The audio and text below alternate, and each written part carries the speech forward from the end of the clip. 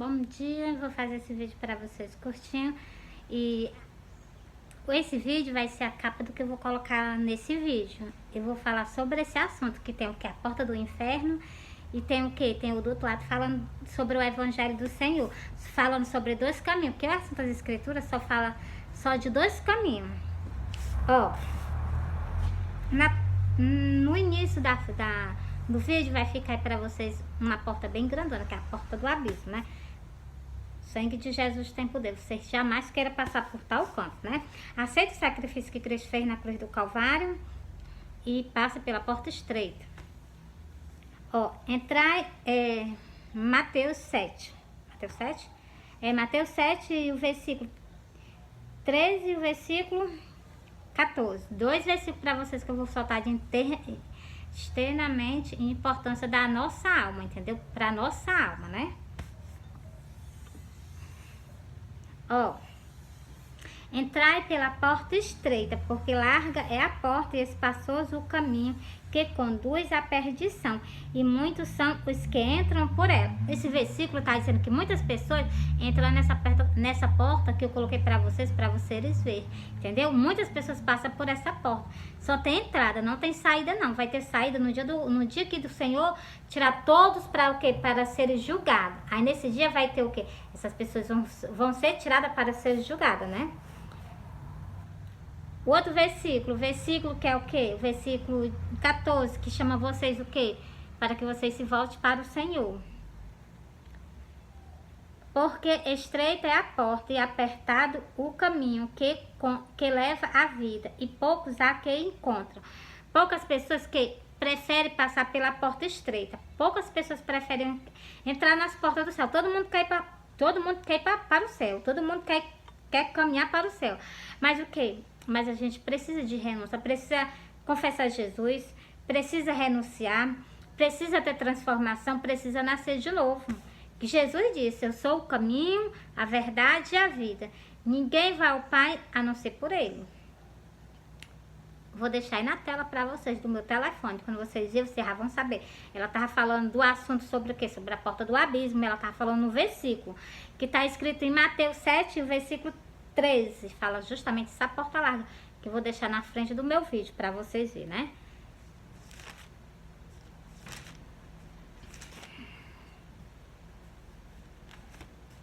Que quando as pessoas saem dessa terra, as pessoas têm dois destinos a ser caminhado.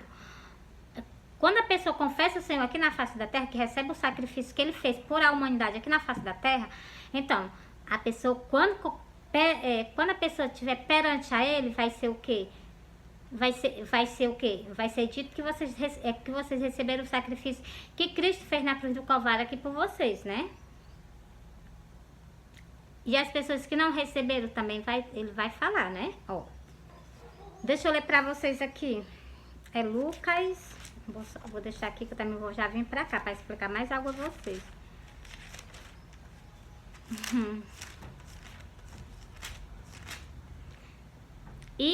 E digo-vos que todo aquele que me confessar diante dos homens, também o Filho do Homem o confessará diante dos anjos de Deus.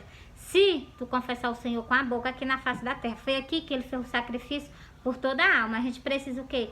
Confessar o Senhor, andar com o Senhor, entendeu? Para que nós passemos o quê? Naquela porta estreitinha.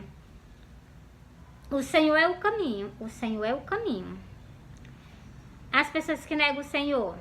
Mas quem me negar diante dos homens será negado diante dos anjos de Deus.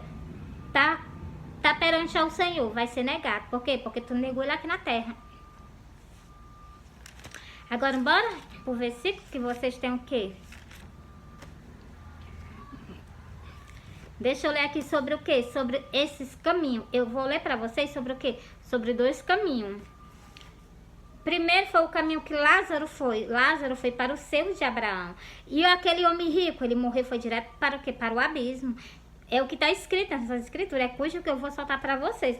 Para que vocês o quê? Para que vocês compreendam que existe dois caminhos para ser percorrido na face da terra. Mas o quê? Mas o Senhor é muito misericordioso, porque Ele veio, Ele fez o sacrifício pelas nossas almas. E já assim, já para ele retirar o sacrifício dele, ele colocou o quê?